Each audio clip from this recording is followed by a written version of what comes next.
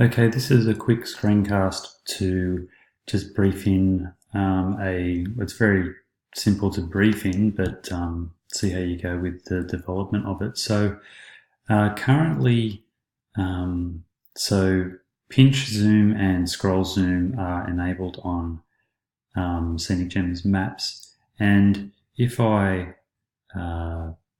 I've noticed that some people will go crazy with their trackpad. They don't know what their fingers are doing, and they end up all the way out here at this level, which is, I believe, Google Map zoom level.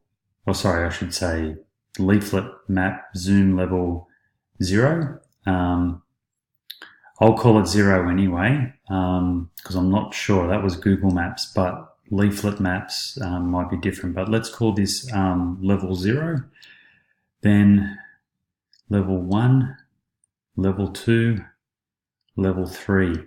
So at this level, I'm calling it level 3. I'd like to lock the zoom function. So it can only zoom out as far as this level, can't go out any further. So I believe that the map, at least on desktop, loads in at, at 4. So if people zoom out, they will get to this level, which is 3, but they can't zoom out any further to 2, 1, or 0.